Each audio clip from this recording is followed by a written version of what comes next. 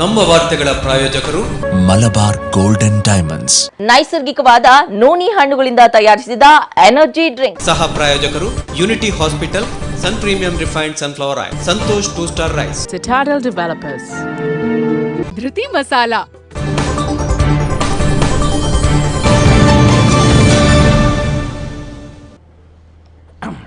ನಮಸ್ಕಾರ. ನಮ್ಮ ಟಿವಿಯ 8 ಗಂಟೆಯ ವಿಶೇಷ ವಾರ್ತೆಗಳಿಗೆ ಸ್ವಾಗತ. ಇವತ್ತು ನಿರೀಕ್ಷೆಯಂತೆ ಪ್ರಧಾನಮಂತ್ರಿ ನರೇಂದ್ರ ಮೋದಿಯವರು ಮಂಗಳೂರಿಗೆ ಬಂದು ಸುಮಾರು 3,800 ಕೋಟಿ ರೂಪಾಯಿಯಷ್ಟು ವಿವಿಧ ಯೋಜನೆಗಳಿಗೆ ಶಿಲಾನ್ಯಾಸ ಅಥವಾ ಲೋಕಾರ್ಪಣೆ, ಕೆಲವು ಶಿಲಾನ್ಯಾಸ ಕೆಲವು ಲೋಕಾರ್ಪಣೆ ಎರಡನ್ನು ಕೂಡ ಮಾಡಿದ್ದಾರೆ. ಅದರ ನಂತರ ಗೋಲ್ಡ್ ಫಿಂಚ್ ಸಿಟಿ ಮೈದಾನದಲ್ಲಿ ಜನರನ್ನು ಉದ್ದೇಶಿಸಿ ಮಾತನಾಡಿದ್ದಾರೆ ಕೂಡ. ಬಹುತೇಕ ಅವರ ಮಾತುಗಳಲ್ಲಿ ಇದ್ದದ್ದು ಇವತ್ತು ಅಭಿವೃದ್ಧಿಯ ಬಗ್ಗೆ ಇರುವಂಥ ವಿವರವಾಗಿರುವಂಥ ವಿಚಾರಗಳು. ತಮ್ಮ ಸರ್ಕಾರದಲ್ಲಿ ಕಿಸಾನ್ ಕಾರ್ಡ್ನ ಬಗ್ಗೆ ಅವರು ಹೇಳಿದರು, ಮತ್ಸ್ಯ ಸಂಪದದ ಬಗ್ಗೆ ಹೇಳಿದರು, ಬಂದರುಗಳನ್ನು ಡೆವಲಪ್ ಮಾಡಿದರೆ, ಅಭಿವೃದ್ಧಿ ಮಾಡಿದರೆ ಆಗುವಂಥ ರಫ್ತಿನ ಹೆಚ್ಚಳದ ಬಗ್ಗೆ ಮಾತನಾಡಿದರು. ಮತ್ತು ದೇಶದ ವಿವಿಧ ಯೋಜನೆಗಳಿಂದ, ಅದು ಮೆಟ್ರೋ ಆಗಿರಲಿ ಅಥವಾ ರಾಷ್ಟ್ರೀಯ ಹೆದ್ದಾರಿಗಳಾಗಿರಲಿ, ಕನೆಕ್ಟಿವಿಟಿ ವ್ಯವಸ್ಥೆಗಳಾಗಿರಲಿ, ಅದೆಲ್ಲೂ ಭಾಳ ಚೆನ್ನಾಗಿ ಆಗ್ತಾ ಇರುವುದರಿಂದ ದೇಶ ಕಳೆದ ಹಲವಾರು ಸಮಯಗಳ ಬಳಿಕ GDPಯಲ್ಲಿ ಇಂಥ ಕೊರೋನಾದ ಬಳಿಕ ಕೂಡ ಮತ್ತೊಮ್ಮೆ ಚಿಗುರೊಡೆದು ಭಾಳ ದೊಡ್ಡ ರೀತಿಯ ಸಾಧನೆಯನ್ನು ಮಾಡಿದೆ ಅಂತ ಕೂಡ ಹೇಳಿದರು. ರಾಣಿ ಅಬ್ಬಕ್ಕ ಅವರನ್ನು ಕೂಡ ಅವರು ನೆನಪಿಸಿಕೊಂಡರು. ಅದೇ ರೀತಿಯಲ್ಲಿ ಈ ಕರಾವಳಿಯ ಈ ಭಾಗ ವಿಶೇಷವಾಗಿ ಅನೇಕ ಪ್ರತಿಭಾವಂತರಿಗೆ ಮತ್ತು ಅನೇಕ ಯಶಸ್ವಿ ಉದ್ಯಮಿಗಳಿಗೆ ಇದು ನೆಲೆಕೊಟ್ಟದ್ದು. ಇಲ್ಲಿಂದಲೇ ಅನೇಕ ಉದ್ಯಮಿಗಳು ಯಶಸ್ವಿಯಾಗಿ ರಾಷ್ಟ್ರದಲ್ಲಿ, ಅಂತಾರಾಷ್ಟ್ರೀಯ ಮಟ್ಟದಲ್ಲಿ ಪ್ರಖ್ಯಾತರಾಗಿದ್ದಾರೆ ಎನ್ನುವಂಥ ಮಾತನ್ನು ಕೂಡ ಅವರು ಹೇಳಿದರು. ಮತ್ತೊಂದು ಕಡೆಯಲ್ಲಿ ಮೋದಿ ಅವರ ಭಾಳ ಇವತ್ತಿನ ಕಾರ್ಯಕ್ರಮದ ಹೈಲೈಟ್ಸ್ ಅಂತ ಹೇಳಿದರೆ, ರಾಜಕೀಯವಾಗಿ ಅವರು ಎಲ್ಲೂ ಕೂಡ ಇವತ್ತು ಟೀಕೆಯನ್ನು, ಟಿಪ್ಪಣಿಯನ್ನಾಗಲಿ ಅಥವಾ ಯಾವುದೇ ಹೇಳಿಕೆಯನ್ನು ಕೊಡಲಿಲ್ಲ. ಅವರ ಬಹುತೇಕ 99% ಭಾಷಣದಲ್ಲಿದ್ದದ್ದು ಅಭಿವೃದ್ಧಿಯ ದೃಷ್ಟಿಕೋನ ಮತ್ತು ಮಾಡಿದಂಥ ಸಾಧನೆಗಳ ಹಿನ್ನೋಟ. ಹೌದು. ಮತ್ತು ಈ ಮೋದಿಯವರ ಕಾರ್ಯಕ್ರಮದಲ್ಲಿ ತಾವು ಹೇಳಿದಾಗೆ ಯಾವುದೇ ಒಂದು ರಾಜಕೀಯ ವಿಷಯಕ್ಕೆ ಹೋಗಲೇ ಇಲ್ಲ ಅವರು. ರಾಜಕೀಯೇತರ ವಿಷಯಗಳೇನು, ಸರ್ಕಾರಿ ಯೋಜನೆಗಳೇನಿದೆ, ಕರ್ನಾಟಕದ ಪಾತ್ರ ಏನಿದೆ, ದೇಶದ ಅಭಿವೃದ್ಧಿಯಲ್ಲಿ ಕರ್ನಾಟಕದ ಪಾತ್ರದ ಕುರಿತಾಗಿ ಹೆಚ್ಚಾಗಿ ಮಾತನಾಡಿದರು. ತಾವು ಹೇಳಿದಾಗೆ ವೀರರಾಣಿ ಅಬ್ಬಕ್ಕ ಆಗಿರ್ಬೋದು, ಕಿತ್ತೂರು ಚೆನ್ನಮ್ಮ ಆಗಿರ್ಬೋದು, ಕರ್ನಾಟಕ ವೀರತ್ವಕ್ಕೆ ಹೆಸರುವಾಸಿಯಾಗಿದೆ, ಮೇಧಾವಿಗಳಿಗೆ ಹೆಸರುವಾಸಿಯಾಗಿದೆ. ಚೆನ್ನಮ್ಮ ಅವರಿಗಿಂತ ಚೆನ್ನ ಭೈರಾದೇವಿ ಎನ್ನುವಂಥ ರಾಣಿಯ ಬಗ್ಗೆ ಅವರು ಮಾತಾಡ್ತಾರೆ. ಅದು ಇನ್ನೊಬ್ಬರು ಕರ್ನಾಟಕದ ಪ್ರಸಿದ್ಧ, ಅಂದರೆ ಬಹುತೇಕ ಅನೇಕ ಹೋರಾಟಗಾರರು ಅಥವಾ ಸ್ವಾತಂತ್ರ್ಯ ಸೇನಾನಿಗಳು ನಮಗೆ ಗೊತ್ತಿಲ್ಲದಂಥದ್ದು ಕೂಡ ಮೋದಿ ಅವರದನ್ನು ನಮ್ಮ ನೆನಪಿಸುವಂಥ ಕೆಲಸವನ್ನು ಮಾಡ್ತಾರೆ. ಕೆಲವೊಂದಿಷ್ಟು ವಿಷಯ ಹೇಳಿ. ಅದೇ ಮತ್ತೆ ಮೇಧಾವಿಗಳಿಗೂ ಕೂಡ ಕರ್ನಾಟಕ ಹೆಸರುವಾಸಿಯಾಗಿದೆ ಅಂತ ಹೇಳಿದ್ರು. ಜೊತೆಗೆ ಅವರು ಹೇಳಿದ್ರು, ಒಂದು ಜಿಲ್ಲೆ ಒಂದು ಉತ್ಪನ್ನಕ್ಕೆ ಕರ್ನಾಟಕ ಕೂಡ ಹೆಸರುವಾಸಿಯಾಗಿದೆ ಅಂತ ಕೂಡ ಅವರು ತಮ್ಮ ಮಾತಲ್ಲಿ ಮಾತಾಡುವಾಗ ಹೇಳಿದರು. ಮತ್ತು ಕರ್ನಾಟಕದ ಕೊಡುಗೆ ದೇಶದಲ್ಲಿ ಅಪಾರ ಆಗಿದೆ ಅಂತ ಹೇಳಿದ್ರು. ನಾವು ಇನ್ನು ಅದನ್ನೆಲ್ಲ ಮುಂದೆ ಚರ್ಚೆ ಮಾಡೋಕ್ಕಿಂತ ಮುಂಚೆ ಇವತ್ತು ಮೋದಿಯವರ ಕಾರ್ಯಕ್ರಮಕ್ಕೆ ಜನಸಾಗರನೇ ಹರಿದು ಬಂದಿತ್ತು. ನಾವು ನೋಡ್ತಾ ಇರುವ ಹಾಗೆ ಇಡೀ ಮಂಗಳೂರಿನ ಏನು ಗೋಲ್ಡ್ ಫಿಂಚ್ ಸಿಟಿ ಮೈದಾನದ ವ್ಯಾಪ್ತಿಯ ಒಂದು 500 ಮೀಟರ್ ಅಥವಾ ಒಂದು 3-4 ಕಿಲೋಮೀಟರ್ ಈ ಕಡೆ KPTಯಿಂದ ನಡೆದುಕೊಂಡು ಬರ್ತಕ್ಕಂಥ ದೃಶ್ಯವನ್ನು ನಾವು ಇವತ್ತು ಕಂಡ್ವಿ. ಆ ಕಡೆ AJ ಹಾಸ್ಪಿಟಲ್ನ ಪಕ್ಕದಲ್ಲಿ ಬಸ್ಗಳನ್ನೆಲ್ಲ ನಿಲ್ಲಿಸಿದ್ರು. ಈ ಕಡೆ ಕಾವೂರು ಭಾಗದಲ್ಲೇ ಎಲ್ಲ ಬಸ್ಗಳನ್ನು ಸ್ಟಾಪ್ ಮಾಡಿರುವಂಥದ್ದು. ಮತ್ತು ಈ ಕಡೆಯಿಂದ ಕೂಡ ನಾವು ರಸ್ತೆಯುದ್ದಕ್ಕೂ ಕೂಡ ಜನ ನಡೆದುಕೊಂಡು ಹೋಗುವಂಥ ದೃಶ್ಯಗಳು.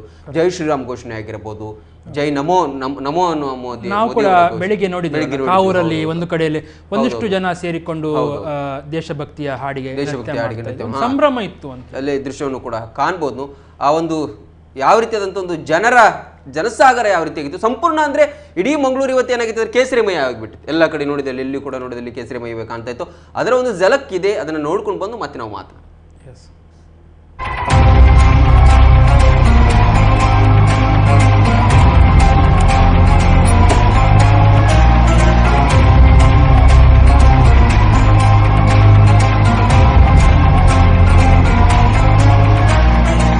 ಮಂಗಳೂರಿನಲ್ಲಿ ನಡೆದ ಪ್ರಧಾನಿ ನರೇಂದ್ರ ಮೋದಿ ಅವರ ಕಾರ್ಯಕ್ರಮದ ಹಿನ್ನೆಲೆ ಬಿಜೆಪಿ ಕಾರ್ಯಕರ್ತರು ಹಾಗೂ ಜನಸಾಗರವೇ ಹರಿದು ಬಂದಿತ್ತು. ನಮೋ ಆಗಮನಕ್ಕೆ ಕರಾವಳಿ ಕೇಸರಿಮಯಗೊಂಡಿತ್ತು. ಕಾರ್ಯಕ್ರಮಕ್ಕೆ ಆಗಮಿಸಿದವರಿಗೆ ದಕ್ಷಿಣ ಕನ್ನಡ ಜಿಲ್ಲಾ ಕ್ಯಾಟರಿಂಗ್ ಮಾಲೀಕರ ಸಂಘದಿಂದ 1,25,000 ಮಂದಿಗೆ ಬೇಕಾಗುವಷ್ಟು ವೆಜ್ ಪಲಾವ್, ಸಲಾಡ್, ನೀರಿನ ವ್ಯವಸ್ಥೆಯನ್ನ ಮಾಡಲಾಗಿತ್ತು.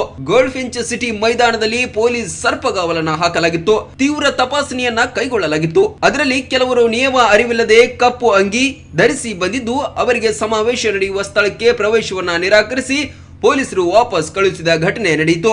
ಮೈದಾನದ ಒಳ ಪ್ರವೇಶಿಸುವ ಜನರು ನೀರಿನ ಬಾಟಲ್, ಕತ್ತರಿ, ಚೂರಿ ತರಬಾರದು, ಕಪ್ಪು ಬಟ್ಟೆಯನ್ನ ಧರಿಸಬಾರದು ಅಂತ ಭದ್ರತೆ ದೃಷ್ಟಿಯಿಂದ ಸಾರ್ವಜನಿಕರಿಗೆ ಈ ಮೊದಲೇ ಪೊಲೀಸರು ಮಾಹಿತಿಯನ್ನ ನೀಡಿದ್ರು. ಸಿಗರೇಟ್, ಲೈಟರ್, ಬೆಂಕಿಪೊಟ್ಟಣ, ಎಲೆ ಅಡಿಕೆ, ಸುಣ್ಣ ಇಂತಹ ಯಾವುದೇ ವಸ್ತುಗಳನ್ನ ಒಳಗೆ ಕೊಂಡೊಯ್ಯುವಂತಿಲ್ಲ ಎಂದು ಪೊಲೀಸರು ತಿಳಿಸಿದ್ರು. ಇನ್ನು ಗೋಲ್ಡ್ಫಿಂಚ್ ಸಿಟಿ ಮೈದಾನಕ್ಕೆ ಬೆಳಗ್ಗಿನಿಂದಲೇ ಜನಸಾಗರವೇ ಹರಿದು ಬಂದಿತ್ತು. ಸುರತ್ಕಲ್, ಕೆಪಿಟಿ, ನಂತೂರು ಭಾಗದಿಂದ ಜನರು ರಸ್ತೆಯುದ್ದಕ್ಕೂ ಜೈ ಶ್ರೀರಾಮ್, ನಮೋ ಘೋಷಣೆ ಕೂಗುತ್ತಾ ಸಾಗುತ್ತಿದ್ದ ದೃಶ್ಯ ಕಂಡುಬಂತು.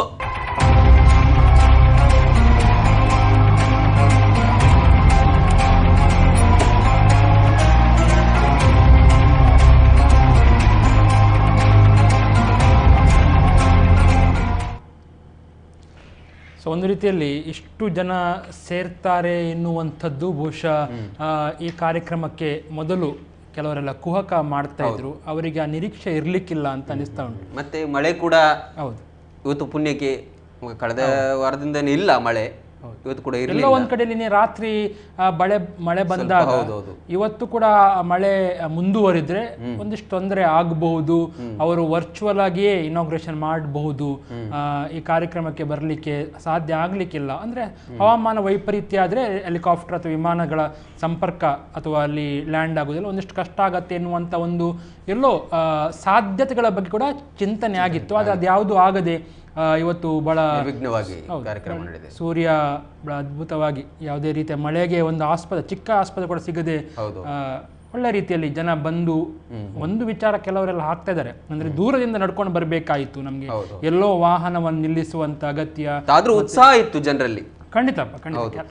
ಇಂಥ ದೊಡ್ಡ ಕಾರ್ಯಕ್ರಮ ಮಾಡುವಾಗ ಒಂದಷ್ಟು ಹೆಚ್ಚು ಕಡಿಮೆ ಆಗುದು ಸಹಜ. ಎಲ್ಲವನ್ನು ಕೂಡ ಅಲ್ಲಿ ಸಭಾಂಗಣ ಅಥವಾ ಮೈದಾನ ಅಥವಾ ಎಲ್ಲಿ ಕಾರ್ಯಕ್ರಮ ನಡೀತಿದೆ ಅಲ್ಲೇ ಹತ್ತಿರದಲ್ಲೇ ಎಲ್ರಿಗೂ ಪಾರ್ಕ್ ಮಾಡ್ಲಿಕ್ಕೆ ಸಿಗತ್ತೆ ವಾಹನವನ್ನು ಅಂತ ಹೇಳಲಿಕ್ಕೆ ಆಗುದಿಲ್ಲ. ಒಂದಿಷ್ಟು ಸ್ವಲ್ಪ ದೂರ ಆಗತ್ತೆ, ಅದನ್ನು ಅಲ್ಲಿಂದ ನಡಿಗೆಯಲ್ಲಿ ಮೂಲಕ ಬರುವುದು ಮತ್ತೆ ಅಲ್ಲಿ ಆ ಮೈದಾನಕ್ಕೆ ಸೇರುವುದೆಲ್ಲ ಸಹಜವಾಗಿ ನಡೆಯುವಂತ ಸಂಗತಿಗಳು. ಮತ್ತೆ ತುಂಬಾ ಸುವ್ಯವಸ್ಥಿತವಾಗಿ ಪೊಲೀಸ್ ಕೂಡ ಟ್ರಾಫಿಕ್ ಅನ್ನಾಗಿರ್ಬೋದು ಕಂಟ್ರೋಲ್ ಮಾಡ್ತಾ ಇದ್ರು, ಚೆನ್ನಾಗಿತ್ತು, ಎಲ್ಲೂ ಕೂಡ ಗೊಂದಲಗಳು ಆಗ್ಲಿಲ್ಲ ಇವತ್ತು.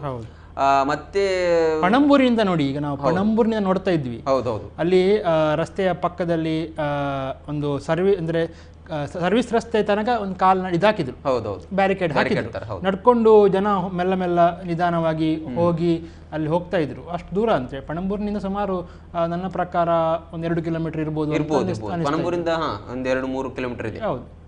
ಸೊ ಅಷ್ಟು ಕಿಲೋಮೀಟರ್ ಅಲ್ಲಿ ಹೋಗಿ ಸೇರ್ಬೇಕು ನಡ್ಕೊಂಡು, ಅದು ಕೂಡ ಒಳ್ಳೆ ಬಿಸಿಲು ಕೂಡ ಇತ್ತು. ಹಾಗಿರುವಾಗ ಜನ ಉತ್ಸಾಹದಿಂದ ಭಾಗವಹಿಸಿದಾರಲ್ಲ, ಮತ್ತೆ ಎಲ್ಲರೂ ಕೂಡ ಅಲ್ಲಿ ಬಂದು ಆ ಕಿಕ್ಕಿರಿದು ತುಂಬಿದಂತ ಒಂದು ಇಡೀ ಗೋಲ್ಡ್ಫಿಂಚ್ ಮೈದಾನ ನೋಡುವಾಗ ಮೋದಿ ಅವರ ಕ್ರೇಜ್ ಬಗ್ಗೆ ಮತ್ತೆ ಮೋದಿಯವರು ಬರ್ತಾರೆ ಅಂತ ಆಗುವಂತ ಒಂದು ಸಂಚಲನದ ಬಗ್ಗೆ 8 ವರ್ಷಗಳ ಬಳಿಕ ಕೂಡ ಅದೇ ರೀತಿಯ ಹವಾ ಇದೆ ಅಂತ ಹೇಳಿ ನೋಡುವಾಗ ನಿಜಕ್ಕೂ ಒಂದು ದೊಡ್ಡ ರೀತಿಯಲ್ಲಿ ಆಶ್ಚರ್ಯ ವಿಪಕ್ಷಗಳಿಗೆ ಮತ್ತು ಬಿಜೆಪಿಯೇತರರಿಗೆ ಆಗ್ತಾ ಇರಬಹುದು ಅಂತ ಅನಿಸ್ತಾ ಉಂಟು. ಹೌದು, ಮತ್ತೆ ಅದೇ ಹೇಳಿದಾಗೆ ಪ್ರವೇಶವನ್ನ ಕೆಲವೊಂದು ಕಪ್ಪು ಬಟ್ಟೆ ಧರಿಸಿ ಬಂದವರಿಗೆ ನಿರಾಕರಣೆ ಮಾಡಿದ ದೃಶ್ಯ ಕಂಡು ಬಂತು. ಒಬ್ರು ಯಾರೋ ಅಯ್ಯಪ್ಪ ಸ್ವಾಮಿ ಮಾಲಾಧಾರಿ ಕೂಡ ಬಂದಿದ್ರು, ಅವರನ್ನು ಕೂಡ ಪ್ರವೇಶ ಅವರಿಗೆ ನಿರಾಕರಿಸಿದ್ದಾರೆ. ಬಿಡ್ಲಿಲ್ಲ ಅವರಿಗೂ ಕೂಡ ಸಂದರ್ಭ, ಅವರು ಕೂಡ ಪ್ರವೇಶವನ್ನು ನಿರಾಕರಣೆಯನ್ನು ಮಾಡಿದ್ರು. ಅದು ಬಿಟ್ಟರೆ ಮತ್ತೆ ಎಲ್ಲ ಕಡೆಯೂ ಕೂಡ ಪೊಲೀಸ್ ಭದ್ರತೆ ಇತ್ತು, ಚೆನ್ನಾಗಿ ಗೊಂದಲಗಳಾಗ್ಲಿಲ್ಲ. ಎಷ್ಟು ಗಾಡಿಗಳು ಬಂದ್ರು ಕೂಡ ಅಲ್ಲಲ್ಲಿ ಎಲ್ಲವನ್ನ ಮಾಡ್ತಾ ಇದ್ರು. ಮತ್ತೆ ಪ್ಲಸ್ ಮೋದಿಯವರು ಬರುವಾಗ ಅವರ ಏನು ಕಾರ್ನಲ್ಲಿ ಬರುವಾಗ ಇಕ್ಕೆಲಗಳಲ್ಲಿ ಕೂಡ ಜನ ನಿಂತು ಆ ಒಂದು ಸಂಭ್ರಮ ಇವತ್ತಿಗೂ ಕೂಡ ಇದೆ. ಮತ್ತೆ ಅದು ಮಂಗಳೂರಿನಲ್ಲೂ ಅಫ್ಕೋರ್ಸ್ ಸಹಜವಾಗಿ ಮಂಗಳೂರು ಆ ಒಂದು ಉತ್ಸಾಹ ಯಾವತ್ತೂ ಕೂಡ ತೋರಿಸಿದೆ ಅವರು ಬರುವಾಗ. ಮತ್ತೆ ಯಾರು ಏನು ಹೇಳಿದ್ರು ಕೂಡ ಈಗ ನಾವು ರಾಜಕೀಯ ಅಥವಾ ಪಕ್ಷಪರವಾಗಿ ಮಾತನಾಡುವುದಲ್ಲದೆ ಒಂದು ಬ್ರ್ಯಾಂಡ್ ಆಗಿ ಗುರುತಿಸ್ಕೊಂಡು ಚಿಕ್ಕ ಮಕ್ಕಳಿಂದ ಹಿಡ್ಕೊಂಡು ಒಂದು ವಯೋವೃದ್ಧರ ತನಕ ಕೂಡ ಒಂದು ಮೋದಿ ಅವ್ರನ್ನ ನೋಡ್ಬೇಕು. ಕೆಲವರಿಗೆ ಏನೋ ಬೇರೆ ಹೇಳಿದ್ರು ಕೂಡ ಒಂದು ಮೋದಿ ಅವ್ರನ್ನ ನೋಡೋ ಒಂದು ಆಸೆ ಕೂಡ ಇರ್ತದೆ. ಆ ಹಿನ್ನೆಲೆಯಲ್ಲಿ ಕೂಡ ಚಿಕ್ಕ ಮಕ್ಕಳನ್ನು ನಾವು ನೋಡ್ತಾ ಇದ್ವಿ, ಮತ್ತೆ ಬಹುತೇಕ ಮಹಿಳೆಯರು ಕೂಡ ಬರ್ತಾ ಇದ್ರು. ಹೌದು, ಎಲ್ಲರೂ ಕೂಡ ಸಾಗುವಂತ ದೃಶ್ಯವನ್ನು ಕಾಣ್ತಾ ಇದ್ವಿ. ಅಲ್ಲಿ ಎಲ್ಲರೂ ಕೂಡ ಒಂದು ರೀತಿಯಲ್ಲಿ ಇದು ಕೇವಲ ಫಲಾನುಭವಿಗಳಿಗೆ ಮಾತ್ರ ಅಂತಲ್ಲ, ಹೌದು, ಎಲ್ಲರೂ ಕೂಡ ಬಂದಿರುವುದನ್ನು ಗಮನಿಸುವಾಗ ಫಲಾನುಭವಿಗಳ ಸಮಾವೇಶ ಅಫ್ಕೋರ್ಸ್ ಹೌದು. ಮೋದಿ ಅವರು ಮತ್ಸ್ಯ ಸಂಪದ ಯೋಜನೆಯ ಫಲಾನುಭವಿಗಳಿಗೆ ಮತ್ತು ಕಿಸಾನ್ ಕಾರ್ಡ್ನ ಫಲಾನುಭವಿಗಳಿಗೆ ಅಲ್ಲಿ ಸಾಂಕೇತಿಕವಾಗಿ ಗುರುತು ಪತ್ರವನ್ನು ಕೊಟ್ಟಿದ್ದಾರೆ ಕೂಡ, ದಾಖಲೆಗಳನ್ನು ಅಲ್ಲಿ ವೇದಿಕೆಯ ಮೇಲೆ ಕೊಟ್ಟರು. ಆದರೆ ಅದಕ್ಕಿಂತ ಹೆಚ್ಚಾಗಿ ಫಲಾನುಭವಿಗಳೇ ಅವರು ಹೇಳಿದ ಪ್ರಕಾರ, ಬಿಜೆಪಿಯ ಮುಖಂಡರು ಹೇಳಿದ ಪ್ರಕಾರ ಒಂದು 70,000-80,000 ಫಲಾನುಭವಿಗಳು ಬರ್ತಾರೆ. ಹೌದು, ಆದರೆ ಹೇಳಿದ ಕೂಡಲೇ ಅಷ್ಟು ಮಂದಿ ಫಲಾನುಭವಿಗಳು ಬರೋದು ಸಾಧ್ಯ ಇರುವುದಿಲ್ಲ. ಎಲ್ಲರೂ ಕೂಡ ತೆಗೆದುಕೊಂಡ ಎಲ್ಲ ಫಲಾನುಭವಿಗಳು ಕೂಡ ಬರ್ತಾರೆ ಅಂತ ಹೇಳಲಿಕ್ಕೆ ಆಗೋದಿಲ್ಲ. ಆದರೆ BJP ತನ್ನ ಬೂತ್ ಮಟ್ಟದಿಂದ ಮಾಡಿದಂಥ ಕೆಲಸಗಳು, ಬೂತ್ನ ಪ್ರತಿಯೊಬ್ಬ ಅಧ್ಯಕ್ಷರಿಗೆ ಪದಾಧಿಕಾರಿಗಳಿಗೆ ಕೊಟ್ಟಂಥ ಜವಾಬ್ದಾರಿಗಳು, ಮತ್ತು ಅಲ್ಲಿಂದ ಪ್ರತಿ ಶಕ್ತಿ ಕೇಂದ್ರದಲ್ಲಿ ಮಾಡಿದಂಥ ವ್ಯವಸ್ಥೆಗಳು, ಶಕ್ತಿ ಕೇಂದ್ರದಿಂದ ವಾರ್ಡ್ಗಳಲ್ಲಿ ಮಾಡಿದಂಥ ಮೀಟಿಂಗ್ಗಳು, ಪ್ರತಿ ವಾರ್ಡಲ್ಲಿ ಮಾಡಿದಂಥ ಒಂದೊಂದು ಆಗಾಗ ಪ್ರತಿದಿನ ಮೀಟಿಂಗ್ ಮಾಡೋದು, ಅದರ ವರದಿಯನ್ನು ಕೊಡೋದು, ನಂತರ ಅದನ್ನು ಶಾಸಕರು ಸಂಸದರು ಪರಿಶೀಲನೆ ಮಾಡೋದು, ಅಧ್ಯಕ್ಷರು ಪರಿಶೀಲನೆ ಮಾಡೋದು, ಶಕ್ತಿ ಕೇಂದ್ರದ ಮುಖಂಡರು ಪರಿಶೀಲನೆ ಮಾಡೋದು, ಆಗ್ತಾ ಇದೆಯಾ ಇಲ್ವಾ, ಬರ್ತಾರೆ ಇಲ್ವಾ ಅಂತೇಳಿ, ಅವರಿಗೆ ವಾಹನಗಳ ವ್ಯವಸ್ಥೆ, ಎಲ್ಲಿ ಸೇರಬೇಕು, ಎಲ್ಲಿ ಇಳಿಬೇಕು, ಎಷ್ಟು ಗಂಟೆಗೆ ಬಸ್ ಬರುತ್ತೆ, ಬರಲೇಬೇಕು ಎನ್ನುವಂಥದ್ದು ಕೂಡ ಬಹಳ ಶಿಸ್ತುಬದ್ಧವಾಗಿ ಒಂದು ಪ್ಲಾನ್ಡ್ ಆಗಿ ಮಾಡಿರುವಂಥದ್ದು. ಪೊಲೀಸ್ ಇಲಾಖೆಯು ಕೂಡ ಪ್ಲಾನ್ಡ್ ಆಗಿ ಮಾಡಿದ್ರು. ನಿನ್ನೆ ಕೂಡ ಅವರು ಹೇಳಿದ್ರಲ್ಲ, ರಾಮಚಂದ್ರ ಪಿಲ್ಲಾರ್ ಅವರು ಕೂಡ ಜಿಲ್ಲಾಡಳಿತಕ್ಕೆ ನಾವು ಬಸ್ಗಳನ್ನು ಕೊಟ್ಟಿದ್ದೇವೆ ಅಂತ. ನಾವು ಬಸ್ಗಳನ್ನು ಕೂಡ ಈ ಭಾಗದಲ್ಲಿ ಕಾಣ್ತಾ ಇದ್ವಿ, ಪನಂಬೂರು, ಬೈಕಂಪಾಡಿ ಇಕ್ಕೆಲೆಗಳಲ್ಲಿ ಕೂಡ ನಿಂತದ್ದು, ಅಲ್ಲೇ ನಿಂತದ್ದು, ಜನರು ಕೂಡ ಹೋಗ್ತಾ ಇದ್ರು ಅಂತ ಸನ್ನಿವೇಶ ಕಾಣ್ತಾ ಇತ್ತು ನಿನ್ನೆ ಕೂಡ. ಮತ್ತೆ ದೃಶ್ಯ ಮಾಧ್ಯಮದವರು ಇಲ್ಲಿ ದೂರದರ್ಶನ ಕಡೆ ವರ್ಕ್ ಕೂಡ ಚೆನ್ನಾಗಿ ಮಾಡ್ತಾ ಇದ್ರು. LED ಗಳನ್ನಾಗಿರ್ಬೋದು ಎಲ್ರಿಗೂ ಕೂಡ ಸ್ಪಷ್ಟವಾಗಿ, ಅಂದ್ರೆ 30 ಎಕರೆ ಸಮಾವೇಶ ಅಂತ ಹೇಳುವಾಗ ಎಲ್ಲ ಕಡೆ ಕೂಡ ಅಲ್ಲಲ್ಲಿ LED ಗಳನ್ನು ಕೂಡ ಹಾಕಿದ್ರು. ದೂರದಿದ್ರು ಕೂಡ ಅಲ್ಲಿ ಎಲ್ರಿಗೂ ಕೂಡ ಮೋದಿ ಅವರು ಏನ್ ಹೇಳ್ತಾರೆ, ಕಾರ್ಯಕ್ರಮದ ಒಟ್ಟು ಚಿತ್ರಣ ಏನ್ ನಡೀತಾ ಇದೆ ಅಂತ ಹೇಳಿ ಸ್ಪಷ್ಟವಾಗಿ ಮಾಡಿದ್ರು. ಅದು ಕೂಡ ಮತ್ತೆ ಅದರ ಜೊತೆಗೆ ಆರಂಭದಲ್ಲಿ ಸನ್ಮಾನ ಕೂಡ ಮಾಡಿದ್ರು ಸರ್ಬಾನಂದ ಸೋನೋವಾಲ್ ಅವರು, ಅದನ್ನು ಗಮನಿಸಿದ್ವಿ. ಮತ್ತೆ ಈ ತುಳುನಾಡಿನ ಒಂದು ಏನು ದೈವಿಕ ಶಕ್ತಿയെ ನಾವು ಪರಶುರಾಮನ ಮೂರ್ತಿಯನ್ನು ಕೊಟ್ಟು ಅವರಿಗೆ ಒಂದು ಕೊಡುಗೆಯನ್ನು ಕೊಟ್ಟರು. ಪರಶುರಾಮ ಷಷ್ಠಿ ಅಂತಾನೆ ಕರೆಯುವಂತ ತುಳುನಾಡಿನ ನೆನಪಿಗಾಗಿ ಆರಾಧ್ಯ ದೈವ, ಮಲ್ಲಿಗೆ ಹೂವನ್ನು ಕೂಡ, ಮಲ್ಲಿಗೆ ಹಾರವನ್ನು ಹಾಕಿರೋದು, ಅದು ಕೂಡ ಒಂದು ಒಳ್ಳೆಯ ಸಂಕೇತ ಅಂತ ಅಂದ್ಕೊಂಡ್ವಿ. ಮತ್ತೆ ಕೃಷ್ಣನ ಮೂರ್ತಿಯನ್ನು ಕೂಡ ಕೊಟ್ಟಿದ್ದಾರೆ. ಕೇಂದ್ರ ಸಚಿವರು ಕೃಷ್ಣನ ಮೂರ್ತಿಯನ್ನು ಕೊಟ್ಟರು. ರಾಜ್ಯದ ಸಚಿವರು ಮತ್ತು ಸಂಸದರು ಮತ್ತು CM ಎಲ್ಲ ಸೇರಿಕೊಂಡು ಪರಶುರಾಮ ಮೂರ್ತಿಯನ್ನು ಕೂಡ ಕೊಟ್ಟರು ಪ್ರಧಾನಮಂತ್ರಿ. ಒಂದಿಷ್ಟು ಇನ್ನು ಅವರ ಕೆಲವೊಂದಿಷ್ಟು ಶಿಲಾನ್ಯಾಸ ಕುರಿತಾಗಿ, ಅಂದ್ರೆ ಎಷ್ಟೋ ಜನರಿಗೆ ಗೊತ್ತಿರಬಹುದು 3800 ಕೋಟಿ ಅಂತೇಳಿ ಎಲ್ಲ ಕಡೆ ಬ್ಯಾನರ್ಗಳಲ್ಲೂ ಆಗಿರ್ಬೋದು ಹೇಳುವಾಗ ಅವರು ಕೂಡ ಮೋದಿ ಅವರು ಹೇಳಿದ್ರು. ಜೊತೆಗೆ CM ಬಸವರಾಜ ಬೊಮ್ಮಾಯಿ ಕೂಡ ಹೇಳಿದ್ರು 3800 ಕೋಟಿ ಅಂತ ಹೇಳಿದ್ರೆ ಯಾವುದಕ್ಕೆಲ್ಲ ಎಷ್ಟೆಷ್ಟು ಏನೇನೆಲ್ಲ ಅನ್ನುವ ಒಂದು ಒಟ್ಟು ಒಂದು ಯೋಜನೆ ಇತ್ತು. ಆ ಪ್ಲಾನ್ ಅನ್ನು ನಾವು ಹೇಳ್ತೇವೆ. ಅದಕ್ಕಿಂತ ಮುಂಚಿತವಾಗಿ ಆ ಶಿಲಾನ್ಯಾಸದ ಒಂದು ದೃಶ್ಯ ಹೇಗಿತ್ತು ಅನ್ನೋದನ್ನ ನೋಡ್ಕೊಂಡು ಬರೋಣ. ಮಂಗಳೂರಿನ ಹೊರವಲಯದ ಬಂಗ್ರಕೂಳೂರಿನ ಗೋಲ್ಫ್ ಇಂಚ್ ಸಿಟಿ ಮೈದಾನದಲ್ಲಿಂದು ಬೃಹತ್ ಕಾರ್ಯಕ್ರಮದಲ್ಲಿ ಪ್ರಧಾನಮಂತ್ರಿ ನರೇಂದ್ರ ಮೋದಿ ಅವರು 3800 ಕೋಟಿ ರೂಪಾಯಿ ಮೊತ್ತದ 8 ಯೋಜನೆಗಳ ಲೋಕಾರ್ಪಣೆಗೆ ಮತ್ತು ಶಿಲಾನ್ಯಾಸ ನೆರವೇರಿಸಿದ್ರು. ಇದೇ ವೇಳೆ ಕಿಸಾನ್ ಕ್ರೆಡಿಟ್ ಕಾರ್ಡ್ ವಿತರಣೆಗೆ ಪ್ರಧಾನಿ ಸಾಂಕೇತಿಕವಾಗಿ ಚಾಲನೆಯನ್ನ ನೀಡಿದ್ರು. ಇನ್ನು ಪ್ರಧಾನಿ ನರೇಂದ್ರ ಮೋದಿ ಅವರನ್ನ ಹಾರ ಪೇಟ ತುಡಿಸಿ ಕೇಂದ್ರ ಸಚಿವ ಸರ್ಬಾನಂದ ಸೋನೋವಾಲ ಸ್ವಾಗತಿಸಿದ್ರು. ಉಡುಪಿ ಶ್ರೀಕೃಷ್ಣನ ವಿಗ್ರಹವನ್ನ ನೀಡಿದರು. ಸಂಸದ ನಳಿನ್ ಕುಮಾರ್ ಕಟೀಲು ಮಲ್ಲಿಗೆ ಹಾರ ಹಾಕಿ ಸ್ವಾಗತಿಸಿದ್ರೆ, ದಕ್ಷಿಣ ಕನ್ನಡ ಜಿಲ್ಲಾ ಉಸ್ತುವಾರಿ ಸಚಿವ ಸುನಿಲ್ ಕುಮಾರ್ ಪರಶುರಾಮನ ಮೂರ್ತಿಯನ್ನ ನೀಡಿದ್ರು. ಮುಖ್ಯಮಂತ್ರಿ ಬಸವರಾಜ ಬೊಮ್ಮಾಯಿ ಪ್ರಾಸ್ತಾವಿಕವಾಗಿ ಮಾತನಾಡಿದ್ರು. ಹಲವಾರು ಜನ ಪ್ರಶ್ನೆಯನ್ನ ಕೇಳ್ತಾರೆ, ಡಬಲ್ ಇಂಜಿನ್ ಸರ್ಕಾರ ಇದ್ರೆ ಏನಾಗಿದೆ, ಏನ್ ಕೆಲಸಗಳಾಗಿದೆ ಅನ್ನುವಂತ ಪ್ರಶ್ನೆಯನ್ನ ಕೇಳ್ತಾರೆ. ಅದಕ್ಕೆ ಇಲ್ಲಿ ಉತ್ತರ ಇದೆ. ಡಬಲ್ ಇಂಜಿನ್ ಸರ್ಕಾರ ಇರೋದ್ರಿಂದ ಇವತ್ತು ಸಾಗರ್ ಮಾಲಾ ಪ್ರಾಜೆಕ್ಟ್ ಅಲ್ಲಿ 18 ಯೋಜನೆಗಳನ್ನ ಮುಗಿಸಿ 14 ಯೋಜನೆಗಳು ಇದೇ ವರ್ಷ 950 ಕೋಟಿ ರೂಪಾಯಿಯ ಇವತ್ತು ಸಂಪೂರ್ಣವಾಗಿ ಸ್ಯಾಂಕ್ಷನ್ ಅನ್ನ ಶಿಪ್ಪಿಂಗ್ ಡಿಪಾರ್ಟ್ಮೆಂಟ್ ಇವತ್ತು ಮಾಡಿ ನರೇಂದ್ರ ಮೋದಿಜಿ ಅವರ ನೇತೃತ್ವದಲ್ಲಿ ದೊಡ್ಡ ಪ್ರಮಾಣದ ಈ ಕೋಸ್ಟಲ್ ಏರಿಯಾನ ಅಭಿವೃದ್ಧಿ ಮಾಡೋದಕ್ಕೆ ಡಬಲ್ ಇಂಜಿನ್ ಸರ್ಕಾರ ನರೇಂದ್ರ ಮೋದಿಜಿಯವರ ಆಶೀರ್ವಾದವೇ ಕಾರಣ ಅನ್ನುವಂಥ ಮಾತನ್ನು ಹೇಳಕ್ಕೆ ಇಚ್ಛೆ ಪಡ್ತೇನೆ. ಡಬಲ್ ಇಂಜಿನ್ ಸರ್ಕಾರ ಏನು ಮಾಡಿದೆ ಅಂತ ಕೇಳ್ತಾರೆ. ಬಂಧುಗಳೇ, ಈ ಭಾಗದ ಎಲ್ಲ ಉದ್ಯಮಿಗಳಿಗೆ ಎಲ್ಲರೂ ಕೂಡ ಗೊತ್ತು, CRZ ನಾರ್ಮ್ಸ್ ಗೋವಾ ಮತ್ತು ಕೇರಳಗಿರುವಂಥ ಅನುಕೂಲ ನಮಗಿರಲಿಲ್ಲ. 30 ವರ್ಷದ ಹೋರಾಟ. ಇವತ್ತು ನರೇಂದ್ರ ಮೋದಿಜಿಯವರು ಮಂಗಳೂರಿಗೆ ಪಾದಾರ್ಪಣೆ ಮಾಡಿರುವಂಥ ಈ ಸಂದರ್ಭದಲ್ಲಿ CRZ ನಮ್ಮ ಮಾಸ್ಟರ್ ಪ್ಲಾನ್ ಅನ್ನ, ಕರ್ನಾಟಕದ ಮಾಸ್ಟರ್ ಪ್ಲಾನ್ ಅನ್ನ ಇವತ್ತು ಅಪ್ರೂವ್ ಮಾಡಿ ಆದೇಶವನ್ನು ಇವತ್ತು ನಮಗೆ ಸಿಕ್ಕಿದೆ ಅನ್ನುವಂಥ ಮಾತನ್ನು ಹೇಳಕ್ಕೆ ಇಚ್ಛೆ ಪಡ್ತೇನೆ. ನಾನು ನರೇಂದ್ರ ಮೋದಿಜಿಯವರಿಗೆ ನಾನು ಧನ್ಯವಾದಗಳನ್ನು ಹೇಳಕ್ಕೆ ಇಚ್ಛೆ पड़ते अभिनंदनेಗಳನ್ನು ಹೇಳಕ್ಕೆ इच्छा पड़ते। आपके आने से बहुत दिन का हमारा जो ख्वाब था वो CRZ नॉर्म्स को हमको बदलना है, इधर का इकोनॉमिक एक्टिविटी, टूरिज्म एक्टिविटी बढ़ावा देना है। आज उसका शुभ दिन आ गया है। आपको बहुत बहुत अभिनंदन मैं कर रहा हूँ, आपका धन्यवाद कर रहा हूँ। ಈ ಸಂದರ್ಭ ಕರ್ನಾಟಕದ ರಾಜ್ಯಪಾಲ ಥಾವರ್ ಚಂದ್ ಗೆಹ್ಲೋಟ್, ಕೇಂದ್ರ ಸಂಸದೀಯ ವ್ಯವಹಾರಗಳು ಮತ್ತು ಕಲ್ಲಿದ್ದಲು ಸಚಿವ ಪ್ರಹ್ಲಾದ್ ಜೋಶಿ, ಶೋಭಾ ಕರಂದ್ಲಾಜೆ, ಸಚಿವ ಹರ್ದೀಪ್ ಸಿಂಗ್ ಪುರಿ, ರಾಜ್ಯ ಸಚಿವರಾದ ಶ್ರೀಪಾದ್ ಎಸ್ಸೋ ನಾಯಕ್ ಹಾಗೂ ಶಂತನು ಠಾಕೂರ್ ಮತ್ತಿತರ ಗಣ್ಯರು ಉಪಸ್ಥಿತರಿದ್ದರು. ಕಂಟೈನರ್ಗಳು ಹಾಗೂ ಇತರ ಸರಕು ನಿರ್ವಹಣೆಗಾಗಿ ಬರ್ತ್ ಸಂಖ್ಯೆ 14ರ ಯಾಂತ್ರೀಕರಣ, BS6 ಉನ್ನತೀಕರಣ ಯೋಜನೆ, ಸಮುದ್ರ ನೀರಿನ ಶುದ್ಧೀಕರಣ ಘಟಕಗಳು ಸೇರಿ ಇದೇ ಸಂದರ್ಭದಲ್ಲಿ ನರೇಂದ್ರ ಮೋದಿ ಅವರು NMPAಯಲ್ಲಿ ಸಮಗ್ರ LPG ಹಾಗೂ ಬೃಹತ್ POL ಸೌಲಭ್ಯ, ಶೇಖರಣಾ ಟ್ಯಾಂಕರ್ ಹಾಗೂ ಖಾದ್ಯ ತೈಲ ಸಂಸ್ಕರಣಾ ನಿರ್ಮಾಣ, ವಿಟಮಿನ್ ಶೇಖರಣಾ ಟ್ಯಾಂಕ್ ಘಟಕಗಳ ನಿರ್ಮಾಣ ಸೇರಿದಂತೆ ವಿವಿಧ ಕಾಮಗಾರಿಗಳಿಗೆ ಶಂಕುಸ್ಥಾಪನೆ ನೆರವೇರಿಸಿದ್ರು. ಇನ್ನು ಇಂದು ಚಾಲನೆಗೊಂಡ ಯೋಜನೆಗಳಲ್ಲೊಂದಾದ ಅನಘಾ ರಿಫೈನರಿ ಪ್ರೈವೇಟ್ ಲಿಮಿಟೆಡ್ ರವರ 100 ಕೋಟಿ ರೂಪಾಯಿ ವೆಚ್ಚದ ಆಹಾರ ತೈಲ ಸಂಗ್ರಹ ಘಟಕ ಹಾಗೂ ಉತ್ಪಾದನಾ ಘಟಕ 22,600 ಚದರ ಮೀಟರ್ ಪ್ರದೇಶದಲ್ಲಿ ನಿರ್ಮಾಣವಾಗಲಿದೆ. ಈ ಯೋಜನೆಯು 2024ರ ಮಾರ್ಚ್ನಲ್ಲಿ ಪೂರ್ಣಗೊಳ್ಳಲಿದೆ. ಈ ಯೋಜನೆ ಜಾರಿಯಿಂದಾಗಿ 100 ರಿಂದ 150 ಮಂದಿಗೆ ನೇರ ಉದ್ಯೋಗ ದೊರೆತರೆ ಸುಮಾರು 500 ಮಂದಿಗೆ ಪರೋಕ್ಷವಾಗಿ ಉದ್ಯೋಗ ದೊರೆಯಲಿದೆ. ಈ ಯೋಜನೆ ಜಾರಿಯಿಂದ ಆಹಾರ ತೈಲಗಳ ಆಮದು ಮತ್ತು ವ್ಯವಹಾರ ಗರಿಗೆದರಲಿದೆ. ನವಮಂಗಳೂರು ಬಂದರಿನಿಂದ ಆಹಾರ ತೈಲಗಳ ನಿರ್ವಹಣೆ ಪ್ರಮಾಣ ಈ ಯೋಜನೆಯ ಜಾರಿಗೊಳ್ಳುವುದರಿಂದ ಗಣನೀಯವಾಗಿ ಏರಿಕೆಯಾಗಲಿದೆ. ಈಗ ಬರ್ತ್ ಸಂಖ್ಯೆ 14 ಅಂದರೆ ಒಂದು ಹೆಚ್ಚುವರಿ ಬರ್ತ್ ಸಿಕ್ಕಿದ್ರೆ ಸಹಜವಾಗಿ ಹೆಚ್ಚು ಟನ್ ಇರುವಂಥ 5,000 ಟನ್ ಇರುವಂಥ 7,000 ಟನ್ ಇರುವಂಥ ಶಿಪ್ಗಳನ್ನು ಅಲ್ಲಿ ಹೆಚ್ಚುವರಿಯಾಗಿ ನಮ್ಮ ಕೆಪಾಸಿಟಿ ಸ್ವಲ್ಪ ವಿಸ್ತರಿಸಿದಂತೆ ಆಗ್ತದೆ. ಅದು ಅಗತ್ಯ ಕೂಡ. ಒಂದು ಬಂದರಿಗೆ ಹೆಚ್ಚೆಚ್ಚು ಆಮದು ರಫ್ತಿನ ವ್ಯವಸ್ಥೆ ಬಂದಾಗ ಬರ್ತ್ಗಳ ಸಂಖ್ಯೆ ಹೆಚ್ಚಾದಷ್ಟು ಆ ಹೆಚ್ಚುವರಿ ಟನ್ಗಳನ್ನು ಹೊತ್ತಂತ ಇದು ಶಿಪ್ಗಳ ಇದು ನಿರ್ವಹಣೆ ಮಾಡಲಿಕ್ಕೆ ಸುಲಭ ಆಗುತ್ತೆ. ಸೊ ಅದರಿಂದ ಅದಕ್ಕೆ 281 ಕೋಟಿಯನ್ನು ಇಟ್ಟಿದ್ದಾರೆ. ಇಂದು ಸಮುದ್ರ ನೀರಿನ ಶುದ್ಧೀಕರಣ ಘಟಕ ಮುಖ್ಯವಾಗಿ ಅದು ಭಾರತದಲ್ಲಿ ಹೊಸತೊಂದು ಸಂಚಲನ. ಖಂಡಿತ ಇದುವರೆಗೂ ಕೂಡ ಎಲ್ಲಿ ವಿದೇಶಗಳಲ್ಲಿ ಇದು ಪ್ರಯೋಗ ಆಗಿದೆ. ಉಪ್ಪನ್ನು ಸಮುದ್ರದ ನೀರಿನಿಂದ ಉಪ್ಪನ್ನು ಬೇರ್ಪಡಿಸಿ ಆ ನೀರನ್ನು ಬಳಸುವಂಥದ್ದು ಪ್ರಯತ್ನಗಳು ಬೇರೆ ದೇಶಗಳಲ್ಲಿ ಆಗಿದೆ. ಅಲ್ಲಿ ಅನಿವಾರ್ಯ ಕೂಡ ಇತ್ತು. ಇಲ್ಲಿ ನಮ್ಗೆ ಏನಂತ ಹೇಳಿದ್ರೆ ಆ ಸಂಪತ್ತು, ಸಮುದ್ರವೇ ಇಲ್ಲಿ ಸಂಪತ್ತು, ನಮಗೆ ಸಾಗರಗಳೇ ಸಂಪತ್ತು.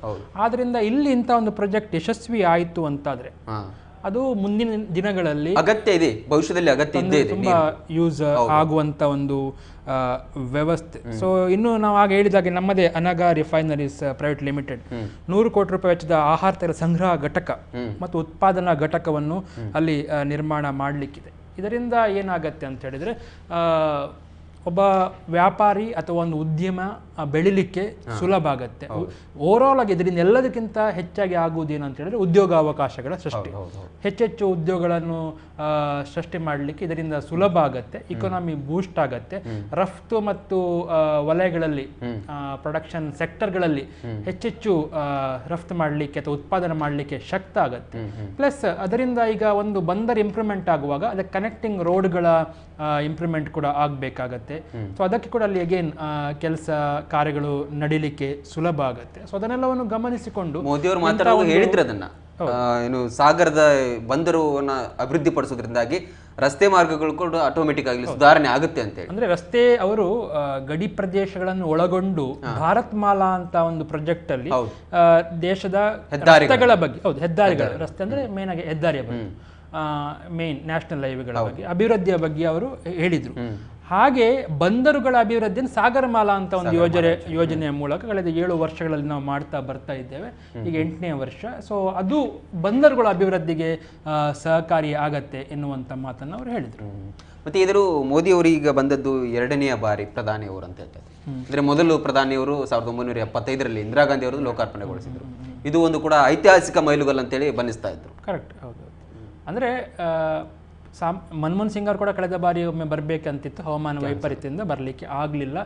ಅವರ ಇದಕ್ಕೆ ತೊಂದರೆ ಆಯಿತು ಅಂತೇಳಿ ಕಾರ್ಯಕ್ರಮ ಮಾಡಲಿಕ್ಕೆ ನೇರವಾಗಿ ಇಲ್ಲಿ ಬರಲಿಕ್ಕೆ ಸಾಧ್ಯ ಆಗಲಿಲ್ಲ. ಮತ್ತೆ ಇತ್ತೀಚೆಗೆ ಕೆಲವೊಂದಿಷ್ಟು ಟೀಕೆಗಳು ಕೇಳಿ ಬರ್ತಾ ಇತ್ತು. ಕರ್ನಾಟಕದ ಏನೋ ಕಾಂಗ್ರೆಸ್ ಆಗಿರ್ಬೋದು, ಕಾಂಗ್ರೆಸ್ ಇತರ ಪಕ್ಷಗಳಲ್ಲಿ ಸೂಕ್ಷ್ಮ ಪ್ರದೇಶ ಆಗಿದೆ, ಕೋಮು ದ್ವೇಷದಂತಹ ಕೋಮು ಅದಕ್ಕೆ ಹೆಚ್ಚಿನ ಇದು ಆಗ್ತಾ ಉಂಟು ದಕ್ಷಿಣ ಕನ್ನಡ ಅಥವಾ ಕರಾವಳಿ ಭಾಗದಲ್ಲಿ. ಹಾಗಾಗಿ ಇಲ್ಲಿ ಕೈಗಾರಿಕೋದ್ಯಮಗಳು ಬರ್ತಾ ಇಲ್ಲ ಅಂತ ಹೇಳ್ತಿದ್ರು. ಅದಕ್ಕಿದೊಂದು ರೀತಿಯಲ್ಲಿ ಉತ್ತೇಜನ ನೀಡಿದ ಹಾಗೆ ಆಯ್ತು. ಕರೆಕ್ಟ್. ಯಾಕಂದ್ರೆ ಇವತ್ತು ಬೇರೆ ಬೇರೆ ಉದ್ಯಮಗಳಿಗೆ ಅವರು ಚಾಲನೆಯನ್ನು ನೀಡಿದರು. ಕರೆಕ್ಟ್. ಅಲ್ಲ, ಕೇವಲ ಬಂದರು ಬಂದರನ್ನ ಬಿಟ್ಟರೆ 1250 ಕೋಟಿ ಬಂದರ್ದಾಗಿರ್ಬೋದು. ಇನ್ನುಳಿದಂಥ ಕೆಲವೊಂದಿಷ್ಟು ಕಾಮಗಾರಿಗಳನ್ನು ಅವರು ಹೊರಗಿನ ಮಾಡಿರುವಂತ. ಅಂದರೆ ಇಲ್ಲಿ ಮೇಲ್ನೋಟಕ್ಕೆ ಇದು ಬಂದರು ಅಥವಾ MRPL ನಲ್ಲಿ ಸಂಬಂಧಪಟ್ಟ ಯೋಜನೆಗಳು ಅಂತ ಅಂದ್ಕೊಂಡ್ರು ಕೂಡ ಅದಕ್ಕೆ ಒಂದಕ್ಕೊಂದು ಲಿಂಕ್ ಆಗಿರುವಂತ ಅನೇಕ ಇದೆ. ಬೇರೆ ಬೇರೆ ಈಗ ಬೈಕಂಪಾಲ ಇಂಡಸ್ಟ್ರಿಯಲ್ ಘಟಕದಲ್ಲಿರುವಂಥ ಕೆಲವು ಇದಕ್ಕೆ ಕೂಡ ಇದರಿಂದ ಅನುಕೂಲ ಆಗುತ್ತೆ. ಇನ್ನು ಕುಳಾಯಿಯಲ್ಲಿ ಕೂಡ ಹೊಸತೇನಲ್ವಾ ಅಂತ ಅಲ್ಲ, ಇಂಪ್ಲಿಮೆಂಟ್ ಮಾಡಲಿಕ್ಕೆ ಯಾವತ್ತೂ ಕೂಡ ಸ್ಕೋಪ್ ಇರುವಂಥ ಒಂದು ಯೋಜನೆ ಇದು. ಅವ್ರು ಅದೇ ಹೇಳಿದರು, ನಮ್ಮ ಹತ್ರ ಊರ್ಜಾ ಉಂಟು, ಅಂದರೆ ನಮ್ಮ ಹತ್ರ ಶಕ್ತಿ ಉಂಟು ಅಥವಾ ಒಂದು ಸಾಮರ್ಥ್ಯ ಉಂಟು, ಅದನ್ನು ನಾವು ಬಳಸ್ಕೊಳ್ಳುವಂಥ ಅಗತ್ಯ ಉಂಟು, ಅದನ್ನು ನಾವು ನಮ್ಮ ಸರ್ಕಾರ ಅದನ್ನು ಬಳಸಿಕೊಳ್ಳುವಲ್ಲಿ ಯಶಸ್ವಿ ಆಗ್ತಾ ಉಂಟು, ನಾವು ಅದನ್ನು ಪ್ರಯತ್ನ ಮಾಡ್ತಾ ಇದ್ದೇವೆ ಅಂತೇಳಿ ಅವರು ಅದೇ ಹೇಳಿದ್ದು. ಅವ್ರು ನಾವು ಕಳೆದ ಬಾರಿ ಕೆಂಪುಕೋಟೆಯಲ್ಲಿ ಮಾತನಾಡಿದಾಗ 5 ವಿಚಾರಗಳ ಬಗ್ಗೆ ನಾನು ಹೇಳಿದ್ದೆ. ಒಂದು ವಿಕಸಿತ ಭಾರತ ಅಂತಂದರೆ ನಾವು ನೆಕ್ಸ್ಟ್ ಇನ್ ಡೆವಲಪಿಂಗ್ ಆಗಿಯೇ ಈಗ ನಾವು ಚಿಕ್ಕದಿಂದ ನೋಡ್ತಿದ್ದೇವೆ, ಭಾರತ ಅಭಿವೃದ್ಧಿಶೀಲ ಡೆವಲಪ್ಡ್ ಕಂಟ್ರಿ ಅಥವಾ ಅಭಿವೃದ್ಧಿಶೀಲವೇ ಅಂತ ಕೇಳ್ತೇವೆ. ಡೆವಲಪಿಂಗ್ ಅಲ್ಲ, ಇನ್ನು ನಾವು ಡೆವಲಪ್ ಆಗಬೇಕು, ಅಂದರೆ ಅಭಿವೃದ್ಧಿ ಹೊಂದಿದ ರಾಷ್ಟ್ರ ಆಗಬೇಕು, ವಿಕಸಿತ ಭಾರತ ಆಗಬೇಕು ಅಂತೇಳಿ. ಸೊ ಅದನ್ನು ಅವ್ರು ಕೂಡ ಹೇಳಿದರು. ಇನ್ನೊಂದು CM ಹೇಳಿದ್ರು ಪ್ರವಾಸೋದ್ಯಮದ ಬಗ್ಗೆ, ಅಥವಾ ಅತ್ಯಗತ್ಯವಾಗಿ ಆಗಲೇಬೇಕಾಗಿರುವಂಥ ಒಂದು ಕೆಲಸ. ನಮಗೆ ನಾವು ಆ ಒಂದು ಸೆಕ್ಟರನ್ನೇ ಸಮರ್ಪಕವಾಗಿ ಬಳಸಲಿಲ್ಲ. ಅವರು ಅದನ್ನು ಕೂಡ ಹೇಳಿದರು. ಕೇರಳ ಮತ್ತು ಗೋವಾದಲ್ಲಿ ಆಗುವಂಥ ಸೌಲಭ್ಯ ಅವಕಾಶ ನಮಗೆ ಇಲ್ಲಿ ಇರಲಿಲ್ಲ. ಈಗ ಇವರು ಬಂದ ನಂತರ CRZ ನಿಯಮಗಳಲ್ಲಿ ಒಂದಿಷ್ಟು ಪರಿವರ್ತನೆ ಸಡಿಲಿಕೆ ಕೊಡುವಂಥ ಸಾಧ್ಯತೆ ಉಂಟು. ಅಭಿವೃದ್ಧಿ ಖಂಡಿತ ಕೂಡ ಪ್ರವಾಸೋದ್ಯಮವನ್ನು ಮಾಡ್ತೇವೆ ಅಂತ. ಕರಾವಳಿಯ ಮಟ್ಟಿಗೆ ಪ್ರವಾಸೋದ್ಯಮ ಟೂರಿಸಂ ಕರ್ನಾಟಕದಲ್ಲಿ ಬೇರೆ ಕಡೆ ಎಲ್ಲ ಇದೆ, ಬೇರೆ ವ್ಯವಸ್ಥೆಗಳು. ಇದು ಒಂದು ಜಲ ಸಾರಿಗೆಯನ್ನು ಇಟ್ಕೊಂಡು. ಹೌದು, ಈಗ ಕೇರಳ ಮತ್ತು ಗೋವಾದ ಟೂರಿಸಂ ಮೇನ್ಲಿ ಡಿಪೆಂಡ್ ಆಗಿರುವಂಥದ್ದು ಅದೇ ಸಮುದ್ರ ತಟ, ಕಡಲ ತೀರ. ಸೊ ಅಲ್ಲಿ ಕೂಡ ನೀರನ್ನ ಆಧರಿಸಿ, ಹೌದು, ಇದನ್ನು ಆಧರಿಸಿ. ಅಂದರೆ ಈಗ ನಾವು ಅದನ್ನೆಷ್ಟು ಎಷ್ಟು ಸಮರ್ಪಕವಾಗಿ ಬಳಸ್ತೇವೋ ಅಷ್ಟು ಪ್ರವಾಸಿಗರು ಬೇರೆ ಬೇರೆ ಜಿಲ್ಲೆಗಳಿಂದ ಬರಲಿಕ್ಕೆ ಸುಲಭ ಆಗುತ್ತೆ. ಈಗ ಬೇರೆ ಜಿಲ್ಲೆಗಳಲ್ಲಿ ಇಲ್ಲಿ ಸಾಮಾನ್ಯವಾಗಿ ಬರುವಾಗ ಇಲ್ಲಿನ ಪುಣ್ಯಕ್ಷೇತ್ರಗಳಿಗೆ ಅಂತ ಬರ್ತಾರೆ, ಆದರೆ ಆ ಬೀಚ್ ಅವರನ್ನು ಸೆಳೆಯುವಂಥ ಇದಕ್ಕೆ ಅಷ್ಟು ಪೂರಕವಾಗಿರುವಂಥ ಸೌಲಭ್ಯ ಕೊಟ್ಟಿರಲಿಲ್ಲ. ಈಗ CM ಹೇಳಿದ ಮಲ್ಪೆಗೆ ಹೋಲಿಸಿದ್ರು ಇಲ್ಲಿಗೆ ಹೋಲಿಸಿದ್ರು ತುಂಬಾ ಅಜಗಜಾಂತರ ವ್ಯತ್ಯಾಸ. ಮಲ್ಪೆ ಒಂದು ಮುಷ್ಟು ಹೆಚ್ಚೇ ಇಂಪ್ರೂವ್ಮೆಂಟ್ ಇದೆ. ರೆಸಾರ್ಟ್ಗಳಾಗಿರ್ಬೋದು, ಅಲ್ಲಿರ್ತಕ್ಕಂಥ ಕೆಲವೊಂದಿಷ್ಟು ಜನರಿಗೆ ಅನುಕೂಲಕರವಾದಂಥ ಮನೋರಂಜನಾ ಕರೆಕ್ಟ್ ವ್ಯವಸ್ಥೆಗಳಿದೆ. ಮತ್ತೆ ಮಂಗಳೂರು ಗೋವಾಗೆ ಹೋಗುವ ಅಂತೇಳಿ ಅನ್ನುವಂಥ ಪ್ರಸಂಗ ಇದೆ. ಎಲ್ಲಿಯಾದ್ರೂ ಪ್ರವಾಸಕ್ಕೆ ಹೋಗ್ಬೇಕಾದ್ರೆ ಅಥವಾ ಏನಾದರೂ ಒಂದು ಎಂಜಾಯ್ ಮಾಡಬೇಕಿದ್ರು ಕೂಡ ಗೋವಾ ಅನ್ನುವ ಒಂದು ಕಾನ್ಸೆಪ್ಟ್ ಇದೆ ಇವತ್ತಿಗೂ ಕೂಡ. ಹೌದು, ಎಸ್, ಅದು ಒಂದು ಕೇರಳ ಮತ್ತು ಗೋವಾ ಅದು ಆಗತ್ತೆ. ಈಗ CM ಅವರು ಹೇಳಿದ ಬಳಿಕ ನಾವು ಆ ಬಗ್ಗೆ ಚಿಂತನೆ ಮಾಡ್ತೇವೆ ಅಂತ ಹೇಳುವಾಗ ಎಗೇನ್ ಅಲ್ಲಿ ಕೂಡ ಇಂಡೈರೆಕ್ಟ್ಲಿ ಲಾಭ ಆಗುವುದು ಉದ್ಯೋಗಾವಕಾಶ. ಹೆಚ್ಚೆಚ್ಚು ಅಂತ ಸೆಕ್ಟರ್ಗಳ ಬಗ್ಗೆ ನಾವು ಎಕ್ಸ್ಪ್ಲೋರ್ ಮಾಡ್ತಾ ಹೋಗ್ತಾ ಇದ್ದಾಗೆ ಉದ್ಯೋಗಾವಕಾಶಗಳು ಹೆಚ್ಚೆಚ್ಚಾಗ್ತವೆ, ಹಣ ಹರಿದು ಬರ್ತದೆ, ಇನ್ಫ್ಲೋ ಶುರು ಆಗುತ್ತೆ, ನಾಡು ಅಥವಾ ಭಾಗ ಇಂಪ್ರೂವ್ಮೆಂಟ್ ಆಗಲಿಕ್ಕೆ ಅದೊಂದು ಸುಲಭ ಆಗುತ್ತೆ. ಸೊ ಆ ರೀತಿಯಲ್ಲಿ ಪ್ರವಾಸೋದ್ಯಮದ ಬಗ್ಗೆ ಹೇಳಿದರು. ಮತ್ತು ಇನ್ನೊಂದು ಮೀನುಗಾರಿಕೆ. ಕುಳಾಯಿಯಲ್ಲಿ ಆಗಲೇಬೇಕಿತ್ತು ಬಂದರು ಅಥವಾ ಕಿರುಜೆಟ್ಟಿ ನಿರ್ಮಾಣ. ಅದು ನಾವು ಬೇರೆ ಬೇರೆ ಹೆಸರಿನಿಂದ ಅದನ್ನು ಇನಾಗ್ರೇಷನ್ ಇರ್ಬೋದು ಅಥವಾ ಏನೇನೋ ಆಗ್ತಾ ಉಂಟು, ಆದರೆ ಒಂದು ಕರೆಕ್ಟಾಗಿ ಕಾಂಕ್ರೀಟ್ ಆಗಿರುವಂಥ ಅಂತಿಮ ಏನು ಆಗ್ತಾ ಇಲ್ಲ. ಫೈನಲ್ ಆಗಿ ಅಲ್ಲಿ ಯಾವಾಗ ಒಂದು ಬಂದರ ಆಗುವುದು ಅಥವಾ ಕಿರು ಬಂದರೋ ಅಥವಾ ನೀವು ಹೇಳಿದ ಜೆಟ್ಟಿಯೋ ಏನೋ ಒಂದು ಅದು ಆಗಬೇಕು ಅಂತೇಳಿ ಬಹುಶಃ ಅದಕ್ಕೆ ಕೂಡ ಇವತ್ತು ಭೂಮಿ ಪೂಜೆಯನ್ನು ಮಾಡಿದ್ದಾರೆ ಪ್ರಧಾನಮಂತ್ರಿ ಅವರು ಅದನ್ನು ಉಲ್ಲೇಖ ಕೂಡ ಮಾಡಿದ್ದಾರೆ. ಇವತ್ತು ಭೂಮಿ ಪೂಜೆ ಮಾಡಿದ್ದೇವೆ, ಮತ್ತೆ ಬರುವ ದಿನಗಳಲ್ಲಿ ಸಾವಿರಾರು ಮೀನುಗಾರರಿಗೆ ಇದರಿಂದ ಉಪಯೋಗ ಆಗುತ್ತೆ. ಮತ್ತೆ ಮೀನುಗಾರರ ಮಕ್ಕಳಿಗೂ ಕೂಡ ಹೇಳಿದ್ರು ಕೆಲವೊಂದಿಷ್ಟು ಯೋಜನೆಗಳನ್ನು. ಇದುವರೆಗೂ ಕೂಡ ರೈತರ ಮಕ್ಕಳಿಗೆ ಇರ್ತಕ್ಕಂಥ ವಿದ್ಯಾನಿಧಿ ಯೋಜನೆ ಆಗಿರ್ಬೋದು, ಅವುಗಳನ್ನು ಕೂಡ ನಾವು ನೀಡಿದ್ದೇವೆ ಅಂತ ಹೇಳಿ. ಹೌದು. ಸೊ ಪ್ರತ್ಯಕ್ಷವಾಗಿ ಪರೋಕ್ಷವಾಗಿ ಬಂದರು ಕುಳಾಯಿಯಲ್ಲಿ ನಿರ್ಮಾಣ ಅಂದರೆ ಪರೋಕ್ಷವಾಗಿ ಉದ್ಯೋಗಾವಕಾಶಗಳು ಈ ನಿರ್ಮಾಣದಿಂದ ಆಗತ್ತೆ ಎನ್ನುವಂಥದ್ದು ಅದು ಕೂಡ ಒಂದು ಒಳ್ಳೆಯ ಸಂಕೇತ ಅಂತ ನಾವು ಇಲ್ಲಿ ಅಂದ್ಕೊಳ್ಬೋದು. ಅವರು ಎಸ್, ಸೊ ಇದೆಲ್ಲ ಕುಳಾಯಿಯಲ್ಲಿ EPC ಮಾದರಿಯಲ್ಲಿ ಮೀನುಗಾರಿಕಾ ಬಂದರು ನಿರ್ಮಾಣ ಅಭಿವೃದ್ಧಿ ಕಾಮಗಾರಿಗಳಿಗೆ ಶಂಕುಸ್ಥಾಪನೆ ಅಂತ ಕೂಡ ಮಾಡಿದ್ರು. ಈ ಶಂಕುಸ್ಥಾಪನೆ ನನ್ನ ಪ್ರಕಾರ ದಯವಿಟ್ಟು ದಡ ಸೇರಿಸುವಂತ ಕೆಲಸವನ್ನು ಇಲ್ಲಿನ ಜನಪ್ರತಿನಿಧಿಗಳು ಮಾಡಲೇಬೇಕು. ಶಂಕುಸ್ಥಾಪನೆಯನ್ನು ಪ್ರಧಾನಮಂತ್ರಿ ಅವರು ಮಾಡಿದ್ದಾರೆ. ಅದನ್ನ ಇಲ್ಲಿ ಪದೇ ಪದೇ ಕೇಂದ್ರ ಸರ್ಕಾರವೇ ಎಲ್ಲವನ್ನ ಗಮನಿಸಲಿಕ್ಕೆ ಆಗುವುದಿಲ್ಲ. ಇಡೀ ದೇಶದ ತುಂಬಾ ಅವರು ಫಾಲೋ ಅಪ್ ಆಗಬೇಕು. ಎಷ್ಟೋ ಕಾಮಗಾರಿಗಳನ್ನ ಪ್ರಧಾನಿಯವರು ಮಾಡ್ತಾರೆ ಅಥವಾ ಕೇಂದ್ರ ಸರ್ಕಾರ ಮಾಡ್ತದೆ ಅಂತ ಹೇಳುವಾಗ ಸ್ಥಳೀಯ ಜನಪ್ರತಿನಿಧಿಗಳು, ಸ್ಥಳೀಯಾಡಳಿತಗಳು ಹೆಚ್ಚು ಗಮನ ಕೊಡಬೇಕು.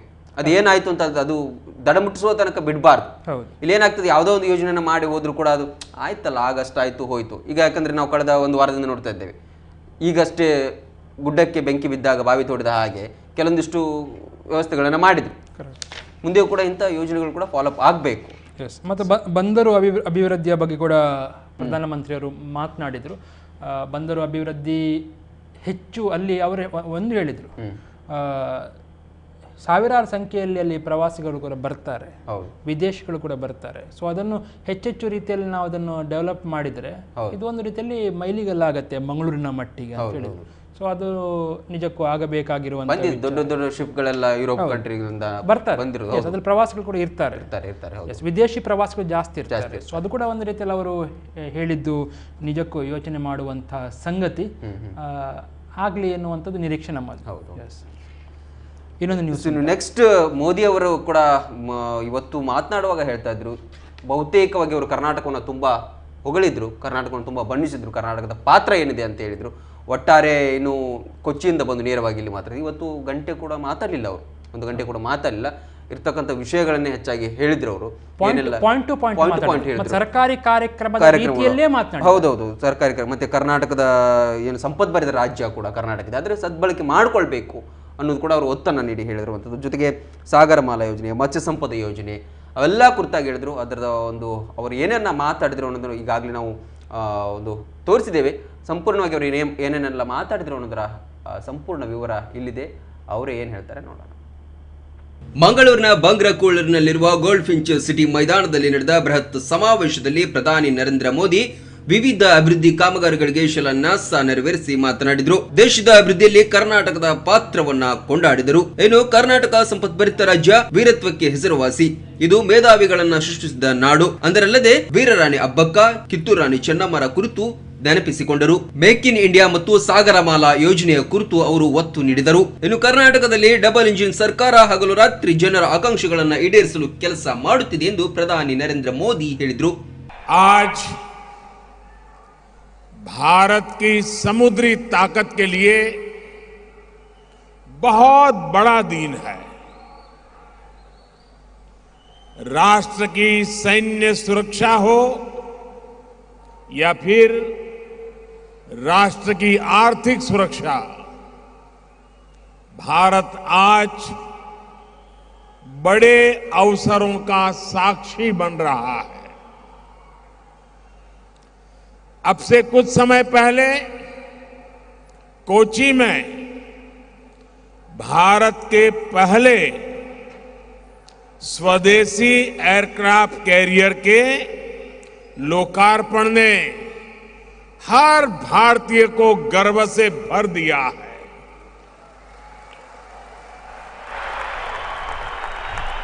और अब यहां बेंगलुरु में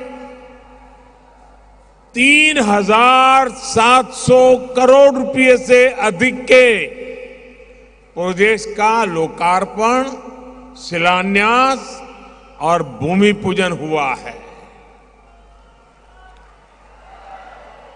ऐतिहासिक मैंगलोर पोर्ट की क्षमता के विस्तार के साथ साथ यहां रिफाइनरी और हमारे मछुआरे साथियों की आय बढ़ाने के लिए अनेक प्रोजेक्ट का लोकार्पण और शिलान्यास भी हुआ है.